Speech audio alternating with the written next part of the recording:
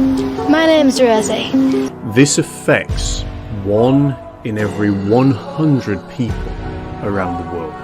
They set me some simple tasks, and they asked me questions about my life. It's said that 28% of people who have this attempt to take their own lives. I feared that if I unmasked, if I had a single meltdown after that hospitalization, that I'd be brought straight back to the hospital.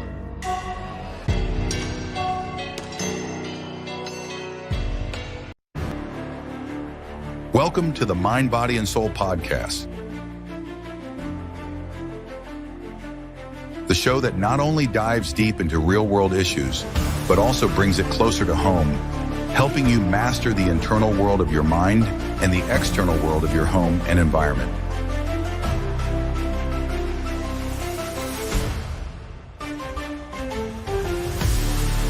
This is a show you can't afford to miss. So, welcome one, welcome all to Mind, Body, and Soul with your host, Scottish artist, author, and mental health mentor, John Morris.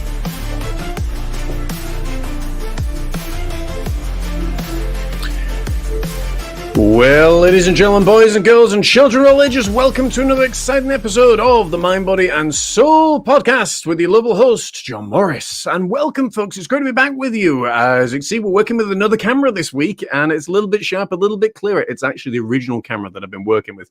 Bear with me. We're on a journey. But today, talking about journeys, we're on a journey ourselves into the world of autism. Now, autism is, the best way to describe it is difficulties with social and verbal interaction. That's at least what it's labeled as.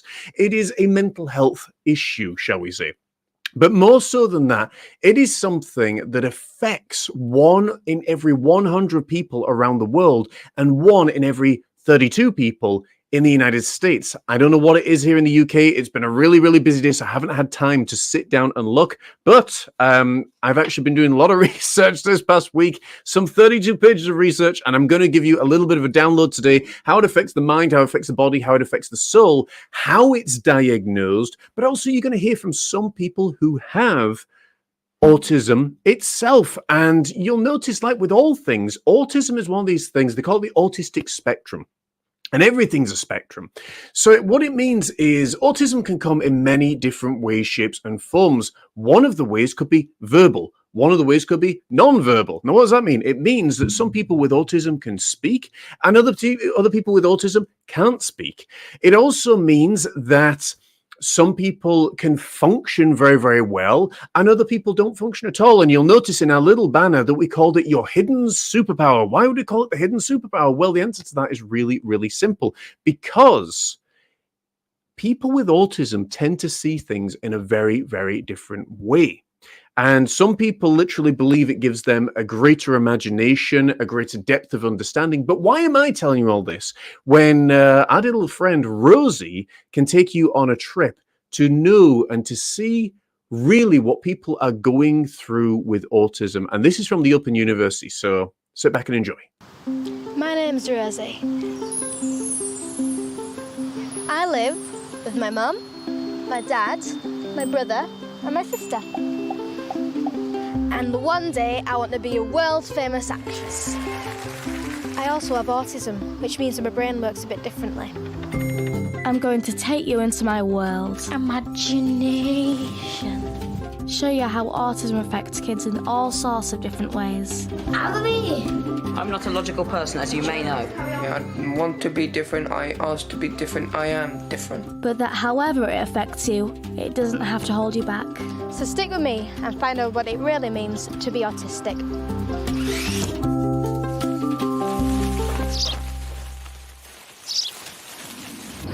The kind of autism I have is called Asperger's syndrome, and sometimes it makes me see things a little bit differently. I get very sensitive, and I can't control it. And sometimes it's a bad thing because all the other kids are laughing when I'm just crying, screaming at things that they're not. Every single thing, even things that aren't living, has a personality and a life. If there's 2 pairs of shoes and I pick one and I feel like the other pair would feel left out or something, I don't like saying certain words because they just make me feel all tense and unhappy. A lot of people with autism have that. Sometimes mixes your senses up a little bit. I can feel words. I used to describe a word as being slimy or prickly because that's what it tasted or felt when I said it or when other people said it. Quite a lot of people, they don't have much understanding about it. They don't mean to be mean, but it does hurt my feelings because of my sensitivity. So what exactly is autism? People with autism have problems relating to others and making sense of the world around them. Scientists know it affects the way the brain works, but they don't know what causes it. Boys are much more likely to be autistic than girls, and it can run in families. Autism isn't rare. 1 in every 100 people is autistic, and it comes in all shapes and sizes. I get very stressed in crowds. I have anxiety issues. I'm sometimes easily distracted, easily annoyed. It's a bit difficult for me with the how-to conversation. I need to try think very hard about it. If someone does touch me, I say, can you please not do that again? I sort of feel sometimes like people try to hurt me. It feels uncomfortable at when people's crowded. I'm not really normal, but it's kind of, I can't describe it. I'm sorry, I can't really describe it. Although it can be a problem, I wouldn't swap my autism for anything. It makes me who I am. I just wouldn't be the same without it. For instance, I think it gives me my imagination.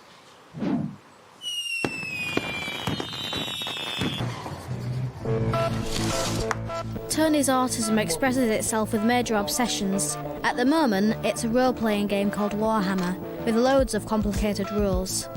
And having clear rules about everything makes Tony feel good. Remember, I've got the objective so far, because I'm within 3 inches of the building. Most people, when they do a hobby, they normally do it for a period of maybe a year or 2. We do it for like nearly a decade. Lots of autistic people like to get interested in a hobby, and that is what Tony is like with Warhammer. He absolutely loves it. It's a strategy board game including little plastic miniatures they have to build and paint, and then you get to play with them. It's really epically fun. Green for the orc skin. He's really good at painting, he's really good at building. That's all he likes to do. I get 4 attacks each on the charge, which is awesome. Some autistic people like to know everything about a subject, and Tony knows all of the rules about Warhammer. Like complicated and hard. Basically, standard infantry moves 6 inches, fast attack, heavy weapons, 12 inches. They can move, but then they can't shoot, but if you stay still, you can still shoot. 12 inches. If he doesn't know all the rules, he can't play, and if he can't play, he gets really angry. Normally when I'm playing the game, I don't talk, I think, I plan. I'm working, I'm plotting, it's really fun. Well, just to feel like organising stuff. I organise stuff because otherwise everything will be out of order and hectic. I colour code all my models to make sure they're not mixed up. I also keep special units separate from the core units. They have to be in the same box, the same place. I just want everything to be organised. If you drop something and put it back where it could belong, he'll know because he'll just measure it. What are you doing putting it there? You don't put it there. You put it next. No, you put it, yeah, here. Tony finds it hard to make friends because he doesn't really know how to say to people, can you be my friend? 22, 23, 24, it's turn 3. Can I borrow $20? 3 dice. The reason I don't have any friends is because my friends are little plastic miniatures and I'm just an anti-personnel magnet. I just feel like models, they can't talk, they can't move, they can't do anything. But they keep me company. I just don't feel lonely with them around. Oh yeah, I'm perfectly normal, everyone else is weird. The entire world's weird, I'm fine.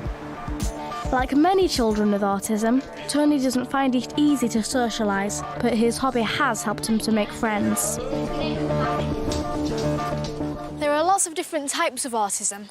Some people like me have a much milder type, but others have a much more severe sort. And one of them is my little brother.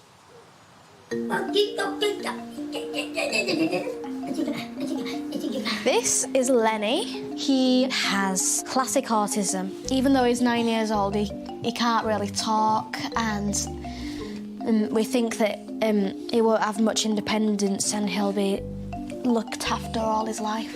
At the moment, Lenny is nesting on the TV.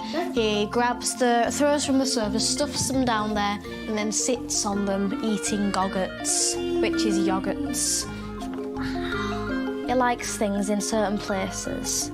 He puts all the throws behind the TV. He turns the sofas over. He fills the bathroom with bubbles, and he likes it that way. But we don't, and we don't see why he likes it that way. Hi, Lenny. He feels really stressed if the doors aren't shut. He'd get up and out of the bath.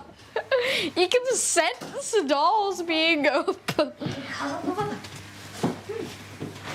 Right, back to the bath now.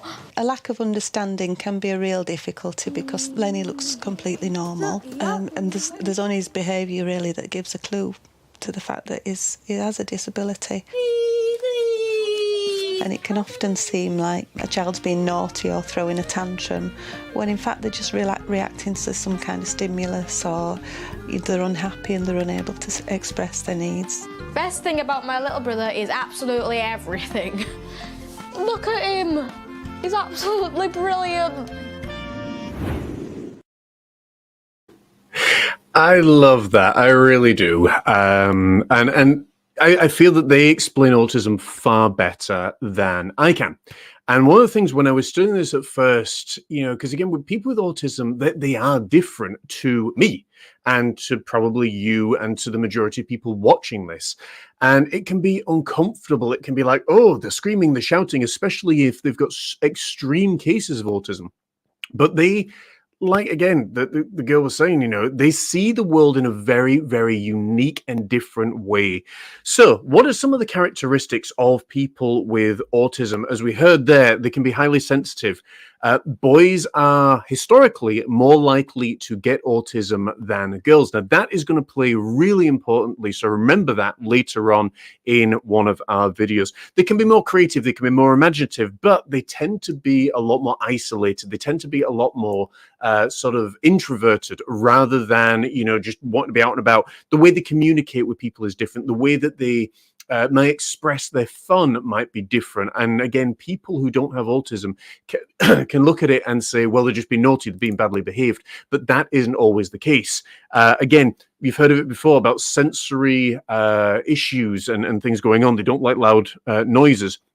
But if you are diagnosing somebody who has suspected autism, it is very, very difficult. And why is it very difficult? Well, because, as I'm going to list out to you momentarily, it's very difficult to diagnose autism because it also overlaps with many other health concerns. So, for example, people who have experienced depression, anxiety, being overwhelmed, exaggerated difficulties with social relationships, experiencing sensory input and processing verbal information in an intense manner, a lack of sensory input filtering, experiencing prejudice, indifference and insensitivity from other people, feeling inanimate objects have personalities and emotions. That's what we saw with Tony and with the girl whose name is escaping me. I want to say Katie, but I don't think it is. Someone's going to comment, I'm sure, and tell me what the name of the girl was. There's senses that are being mixed up. There's a lack of understanding, and on and on and on and on and on. They've got very different behaviors and a tendency to become very obsessive about a lot of things. A lot of their hobbies that they do, they like things very, very ordered. Now, some people look at it and say, well, I don't want to, be around with someone with autism. However, autism can be a superpower because it means that you can be laser focused in what you do. And there are amazing things that are happening right now. We are going to go to commercial break, but before we go there, I want to share with you one thing that is happening right now that is helping people with autism to be able to understand. You heard there a little bit how people struggle with autism, struggle to focus and recognize emotion. Well, there's a great work right now that's being done, and I want to share it with you. Take a look at this. The Transporters is a children's animation series, and it was commissioned by the government as a new way to help children with autism. A key area of difficulty for children with autism is reading faces, reading people's emotions, and understanding other people's actions. So they turn away from the social world because other people's behaviour is very confusing to them. What we're trying to do is bring them back into the social world by using something much more familiar to them, namely vehicles, but putting emotions onto vehicles so that they learn to approach and understand the social world through the objects that they find much easier to relate to. Because vehicles move in a very predictable way, and children with autism and Asperger's syndrome love predictability. Okay, so we're going to do exactly what we did last time. Do you remember what we did last time? Don's friend has hurt his back, but Don wants to help him. So what do you think Don might look like if he wants to help his friend?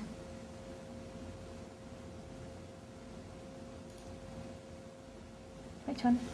And this one. Very good.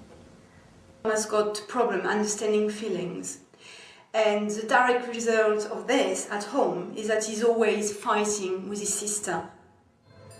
Being broken down makes me sad. The next step in this whole project was to decide which emotions to put onto the vehicles.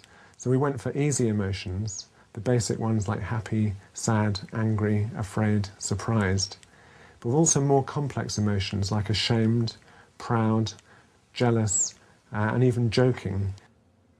Tom had to look at the DVD every day, and there were also we could go beyond that by asking him, me asking him a few questions after each episode, or there is also a little quiz on the DVD that he could do, and that's what we did. So after school, he would come in and would spend a bit of time together, having a look at the DVD. Sometimes he would just do it on his own, sometimes with me. And after months, we came back here to check if it made progress. In each episode, effectively what we're aiming at is that the child gets to look at a face, get to see the situation that causes the emotion, and that way they're not just learning the names of these emotions, but also the context, what gives rise to these emotions. I think it's quite a clever idea, really, to explain him what a feeling he is via a short clip. She began to feel better.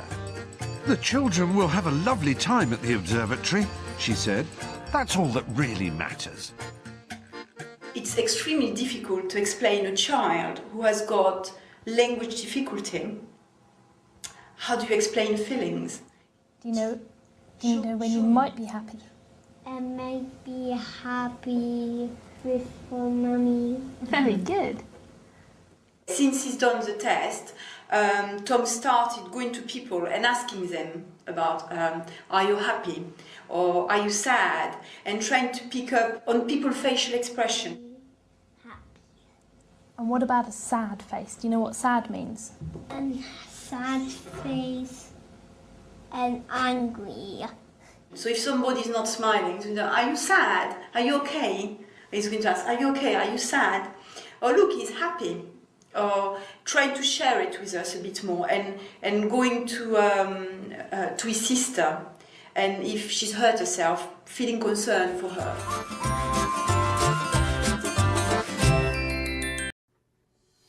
Have you ever wanted to celebrate your fur baby in the best way possible? Something that you can treasure, something that captures the heart and soul of your furry friend? Well, look no further. With paintourpet.com, you have the opportunity to commission an amazing painting from internationally renowned artist John Morris.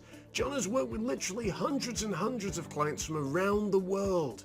John's paintings not only have the ability to capture the heart and soul of each and every subject that he paints, but also has the power to evoke an emotional response from all who see his work. Now, if this sounds like the very thing you've been searching for to celebrate your fur baby in the most amazing way possible, then don't delay. Head on over to paintourpet.com today for a free, no obligation quote and to order your very, very own custom-made, hand-painted masterpiece. That's paintourpet.com. We look forward to hearing from you today. Okay, folks, we are back. And if you're just joining us, first of all, welcome to you all wherever you are worldwide. And if you're watching this on the replay, of course, welcome to you as well. Today, we are talking about autism, all things autistic, and the autistic spectrum especially. And we've heard from a lot of people today who have autism. We're going to continue to hear from people who have autism. But I just want to take a moment to really hone in on how autism affects the brain. So we call it the mind, okay, for the purpose of this. And, again, one of the ways that it affects the mind, and the research has shown, is the fact that brains can be different. There can be variants in size and in the shape of certain brain regions, including the amygdala, the prefrontal cortex, which are involved in emotional regulation and social behavior. So it's no surprise, with all of that going on, that there would be an issue, of course, with things going on obviously with the brain and how they operate in a very, very different way. Also, connectivity patterns. Individuals with autism have atypical neural connectivity, often displaying essentially an over-connectivity in certain areas and under-connectivity, easy for me to say, in other areas. And it affects how information is processed. So things that I may say to you, like Katie was saying, that the standing on top of the world or the bending over backwards, in her mind, that looks like, oh, wait, we haven't seen that with Katie. Actually, we're going to see that momentarily with a girl who's talking about that. But basically, that's what it means. Katie, sorry, I'm getting myself confused. I'm getting ahead of myself now, folks. Katie was talking about how when she would put on a pair of shoes, she'd get upset because they felt that another pair of shoes might, get upset and not have it. I'm explaining this really well, aren't I? But you know what I mean, and how things have smells and have cognitive functions with them. How it affects the body can be in very, very different ways. Some it can be excruciatingly painful. Others, it barely registers on the physical, on the visible, but it does have an effect in a number of different ways. And now we are going to head over to TED Talks as we listen to a wonderful, wonderful lady who's had autism, ended up being put into an institution for it, and how she felt that she had to mask a lot of stuff going on in her life so as she wouldn't be treated differently. Check this out. Moments in my life. You might want to turn up the volume as well. I led jam sessions from out-of-tune upright pianos, had philosophical conversations over dinner, and simply wept with people fighting battles so similar yet different to my own. I was truly unmasking for the first time. However, each time I left the hospital, I had to face the people who cared about me.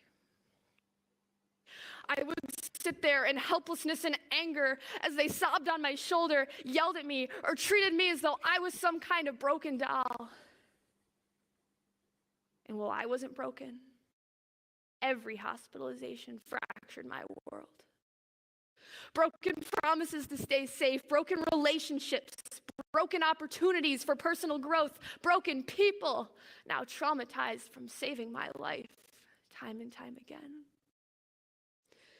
I believed my very existence caused others pain.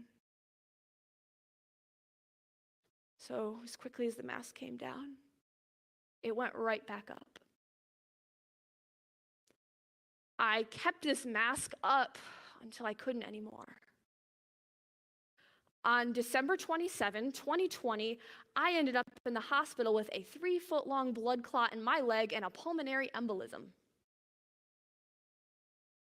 while I awaited my potential death, all alone, with 20 different electrodes on my body monitoring my breathing, I masked in order for doctors, nurses, and surgeons to take me seriously. When I don't mask in this setting, I often get talked to as if I have the cognitive abilities of a 5-year-old. So I lay in the dark, listening to Bill Evans' You Must Believe in Spring. And I made the commitment that if I lived to see the morning, I would refuse to be anyone other than myself. I would take off the mask. So, spoiler alert, I did in fact survive. But in unmasking, I immediately hit a barrier. Who was I?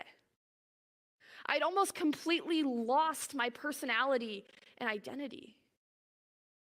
The mask and I were inseparable. So I listened and observed less and spoke more. When I stopped restricting intuitive body movements and allowed my voice to follow its natural inflection, its melodic line, I felt energized. I found other autistic advocates online through TED and TEDx talks, gaining deeper self-understanding through listening to others' stories. And over the course of a year, I went from hiding in my room watching these talks to becoming an advocate who refused to shut up for what they believed in. And with that came some hard truths. I learned that I have not overcome anything. There are still days where I cannot physically speak. I continue to feel as though I'm separated by this chasm in most conversations. I still have to choose life every day. I mean, earlier this week, I was in a partial hospitalization program because I'm still learning to carry this massive weight, this trauma that comes with my mask. And I've learned my life isn't this neat story arc, and to shape this narrative like it is would be incredibly misleading. You might not realize this, but I've been halfway masked this whole time. I'm not going to confront one of my worst nightmares standing on this stage without my strongest survival mechanism. And, quite frankly, I don't owe you that vulnerability. You also don't realize how many times I have come close to quitting TEDx Hope College. I'd rather be behind the scenes. But this is about pulling you all backstage with me, sharing my story of what it's like to live behind the curtain, than it is about telling this overly detailed story, or worse, this inspirational story of overcoming. So you heard there just a little bit of her story, how she had been essentially put into an institution. She had been given all sorts of medication, and if you want to go and watch it, there's plenty of them on YouTube, and it really is quite heartbreaking when you listen to a lot of the stories that they're going through and what they're facing. And to give you a little bit of facts and figures, if you notice the red carpet, let's see if we can pull it up. There we go. So we've got the red carpet where she's standing on. Now, sometimes with folks with autism, even though she's got very thin shoes, she can feel the sensory things. And it's also a trigger or a marker whenever you're on stage, whenever you're doing these presentations, not to walk either side of this, because that's where the main spotlight's going to be.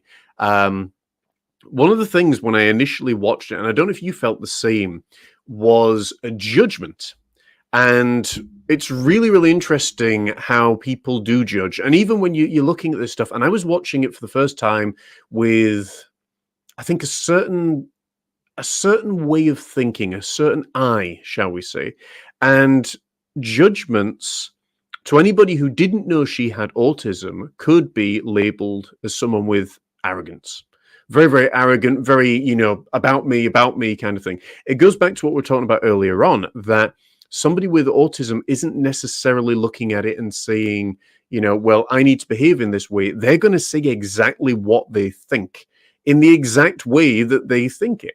So it really was interesting.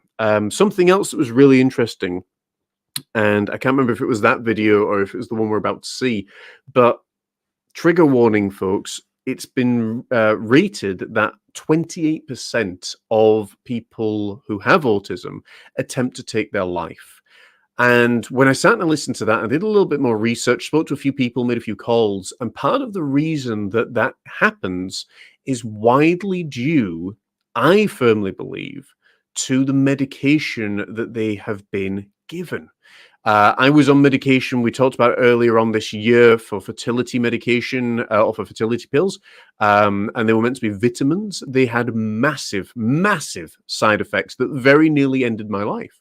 I've been on prednisone before, or prednisolone, if you're here in the UK, for colitis, and that very nearly ended my life with the amount of side effects that are there.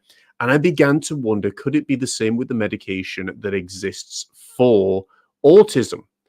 And again, I know it's a very bold statement to make, but how many times have doctors prescribed a medication, a pill, without delving deep enough and without diving deep enough into the root causes and everything that's going on with the patient or the client, and they've given something that they're highly allergic to, highly susceptible to.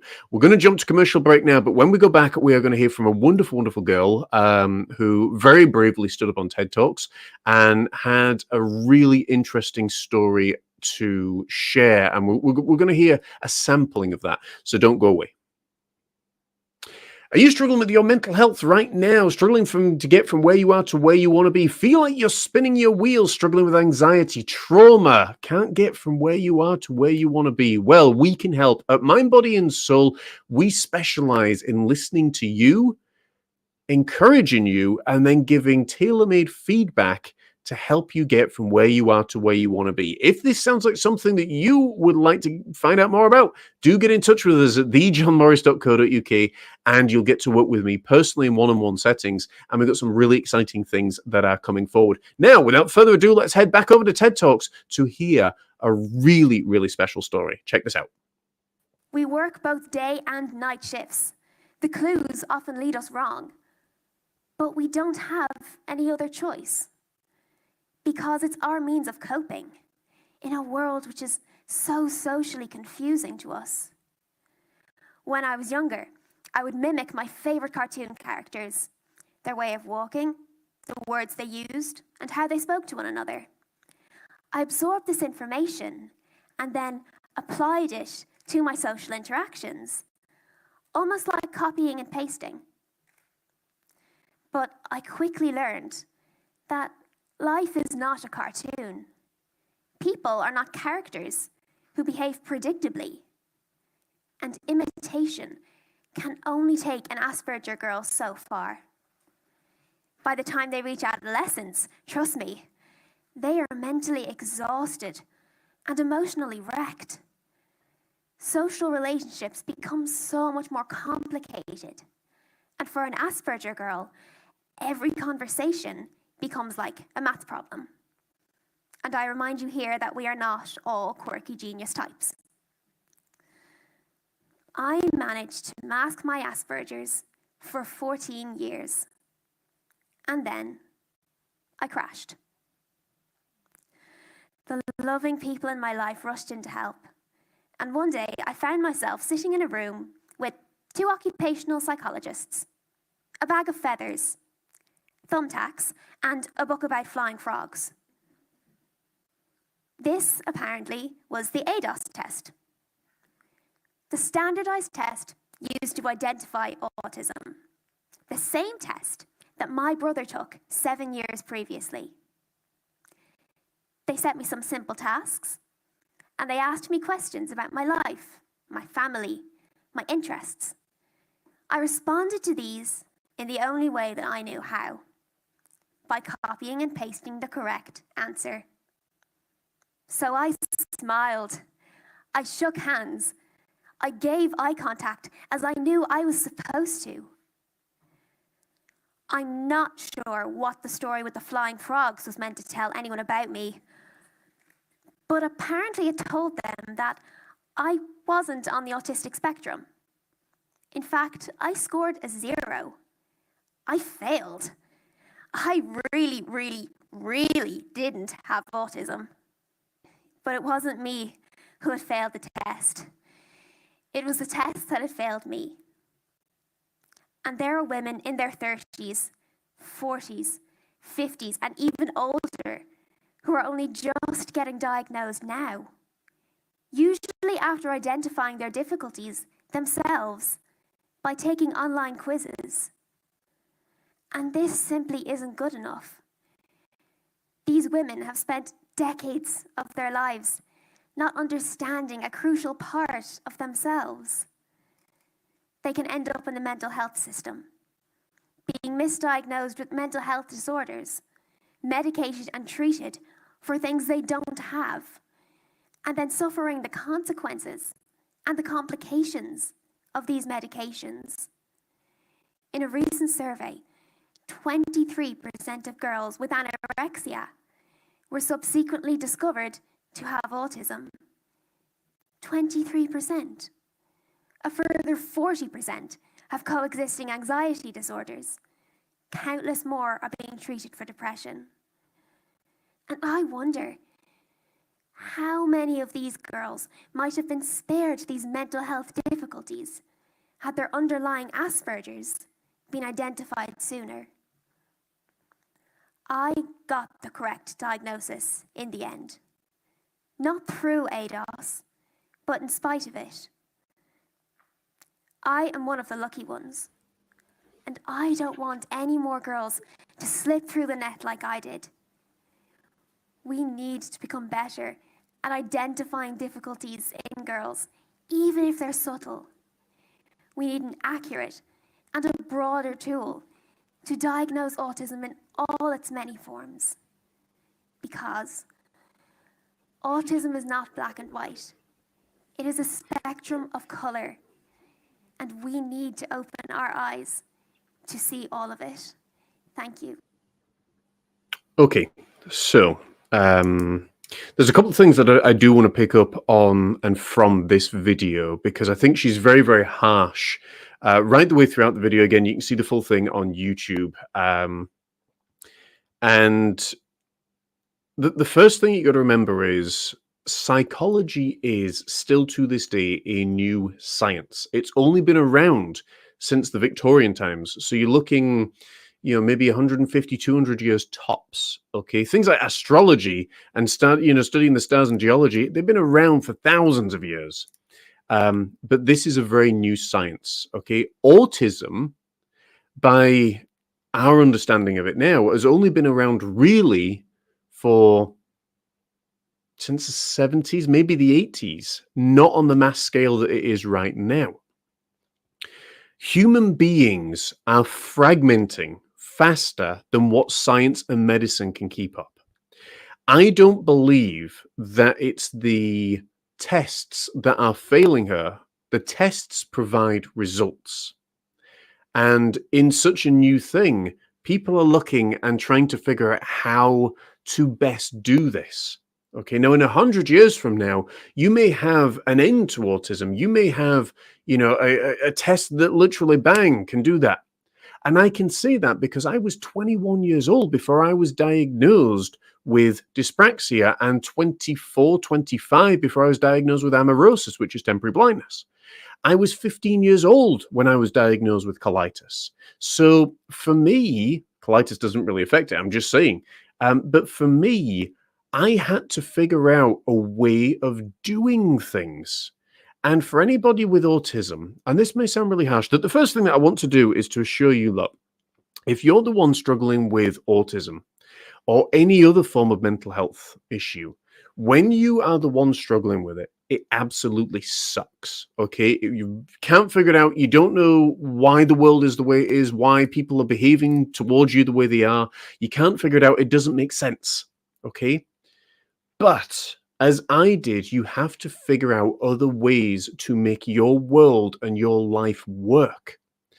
And that's sometimes the greatest superpower that you can have, because you can have more of an effect and more of an impact on the world than somebody that doesn't have autism, anxiety, Asperger's, that doesn't have PTSD, that doesn't have BPD, that doesn't have the whole spectrum of an acronyms. So I think it's important to remember that it is a new science. Psychology is a new science. Also, it is providing results. What it's finding is, okay, we don't know why you've got this. The other thing that she was saying was that she felt hard done by because she was a girl. And more boys historically have gotten the test far quicker. And that's true. That's absolutely true. But here's the thing. Oftentimes, these things appear where other people aren't looking. So a lot of the time, if you're expecting a boy to have autism, that's where you're looking. You're not thinking, oh, wow, girls could also have autism. And it's not designed to be mean, nasty, or horrible. It just is. And when people become aware of it, like all of these different causes and groups and all manner of things that you're seeing now, it makes a massive, massive difference.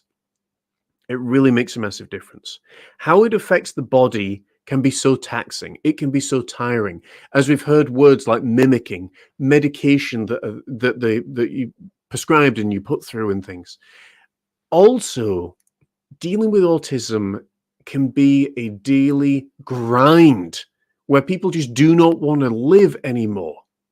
But there is amazing work that's going on. And the final video we're going to see, we want to show you a little bit here with some of the older adults who have autism. I was diagnosed with Asperger's syndrome in 2007. I'm 49 now. So I was, like many people, diagnosed midlife. I was depressed and anxious and overwhelmed and had a great deal of difficulty making sense of myself in relation to the world. And the problems and difficulties with relationships and work are problems that we all have. But for many people with high-function autism, it's accentuated, it's exaggerated, those problems and those difficulties. So it was that despair and depression that led me to a private evaluation, and there it was kind of revealed. It was quite clear to see that I had adapted very creatively, but I had an autistic patterning, and that was quite a life-saving thing for that to be affirmed and understood. I have an understanding of autism from the perspective of being related to someone that was diagnosed with autism. My nephew, who's about 4 or 5 years old, he was diagnosed at about age 2 of being on the spectrum as a result of early childhood trauma. I think it was more difficult before my nephew's autism was diagnosed, because they couldn't understand why he wasn't speaking, why his younger brother was making so much progress and he wasn't. But once they got through the diagnosis, that gave them an opportunity to learn more about it and learn what's necessary to help move him forward. I would describe it as that my existence is no different from anyone else's. It's just that the volume is turned full up. There's a greater sense of intensity. It's like living life with a very little thin skin. So people, places, things, there's a sensory ocean of movement and sound and texture and colour of which hits me, and there's no sense of filtering. And that's not only the same with the senses, but also with processing information, verbal information. I don't have a filter on my brain like most people do to filter out the sensory sensations that come my way. So everything is processed very, very quickly. And as a result of that, it's very difficult to communicate a response under certain situations, because I have to process things very slowly to be coherent. And often communicating the experience of being in the autistic spectrum is sometimes overwhelmingly difficult, because there's sometimes a wall of prejudice and a wall of indifference beyond the wall of autism. So there's various kind of walls. In my life, there's the imprisoning walls that autism can be, but also the walls of indifference and insensitivity. There's a Okay, so we're going to stop there with regards to that. But it was a really interesting conversation, and everything that you hear from everybody today has been how anxiety affects them. What I loved in the opening video, and I'm just going to show you the clip again because she's brilliant. Oops, if I click the right one, doesn't it? My name's Rosie. I live with my mum, my dad, my brother, and my sister. And one day I want to be a world famous actress. I also have autism, which means that my brain works a bit differently. I'm going to take you into my... What I love about Rosie is that she, despite having autism, for that video was able to stand there proud as punch and say, you know what, I have it. It's part of who I am. And that it didn't destroy her. You know, there was a lot of other people that autism really does destroy their lives, and they really, really struggle with it. But for her, it was like, I live with my mum, live with my dad, live with my sister, live with my brother, you know, and it was fantastic. Final thing I want to touch on, because I know we're going a little bit over time here, and YouTube apparently has flagged us, so we're not retaining views, apparently. But I'm going to put this out anyway, and we'll deal with YouTube afterwards. But how autism affects the spirit. So we've looked at how autism affects the mind in terms of, you know, different shaped brains in certain ways and different connectivity patterns and, you know, different issues that are going on. But also we're looking at how autism affected the body, which is what we've talked about in terms of the depression, in terms of medication, in terms of how you processing things, how you can function, how you can feel, how you can touch, you know, the sensory deprivation or the oversensitivity, you know, and now with essentially with the spirit. I do apologize, folks. I'm a little bit all over the place today because there's a lot to cover. But I wonder sometimes, with the lack of regard for rules and regulation and being told, you know, this is how it is, this is what you've got to do, yeah, this is how you got to behave, whether or not people, and maybe I'm blanketing here, and I do apologize for doing that, but I wonder if they at least have the ability, people with autism, to have a much deeper and profound and much cooler experience spiritually. I think it again, like everybody, it's one of the things that you can have, you know, on a surface level, where you say, well, you know, yep, there's a God, there's a divine, there's, you know, there's a spirit, there's something at least going on. In other ways, it might be, if there is, then why did God make me this way? Or, you know, what have I got to learn? And you know, maybe people with autism spiritually are not as different from us as we might like to think. And that's something, obviously, that I'm obviously chewing over at the moment as we speak. You know, is it something that is completely void, whether, like, if I can't feel it, I can't see it, can't touch it, but then it's the exact same for all of us? It's a point to ponder, for sure. And I don't have an answer to it. I really don't have an answer to it. And I think it would be unfair for me to try and give an answer of how somebody with autism is essentially feeling. One thing that I can safely conclude from today's show is that there are amazing works that are going on in the realms of autism. There's a lot of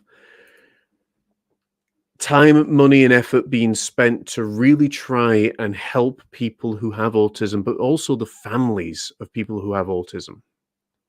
That's one of the biggest takeaways that I will take from today's show. Also, there's a lot of really awesome people that, despite having autism, haven't let it stop them.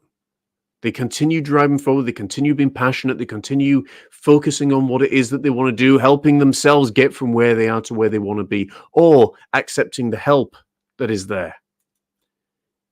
In this world where cases of autism and bipolar and Asperger's and the whole gamut of mental health issues are going on, are happening faster than medicine can keep up and faster than what we can absorb, I think we all need to be cognizant of that as much as we can. That somebody with autism perhaps isn't struggling any more than someone without autism. Perhaps it's just different. Maybe they are, maybe they're not. You tell me what you think. That's the conclusion that maybe I'm drawing today, that maybe someone with autism like Rosie, who sees the world, has a great imagination, has these amazing abilities, is far better off than somebody who is chronically depressed, is struggling with life, is struggling with finance, who has no support. And equally someone perhaps like Tony, in a bizarre way, or even Rosie's brother, in a bizarre way, is far better off not being exposed to and not fully comprehending the horrors of the world that we're in. I don't know. That was my chair, by the way, not me. It needs oiling. I'm not that nervous. But as we close out today's show, I hope you've enjoyed it. I hope it's been an interesting one for sure, I feel. And I hope it's been one that's really benefited you and hopefully really blessed you. If it has, don't forget to like, share, and subscribe. Tell a friend, because it could be the very thing that they need to hear in their hour of struggle. And yeah, until next time, take care, God bless, and we'll see you in the next episode of the Mind, Body, and Soul podcast. Take care. Welcome to the Mind, Body, and Soul podcast. The show that not only dives deep into real-world issues, but also brings it closer to home, helping you master the internal world of your mind and the external world of your home and environment.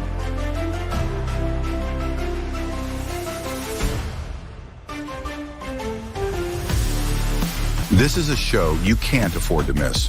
So, welcome one, welcome all to Mind, Body, and Soul with your host, Scottish artist, author, and mental health mentor, John Morris.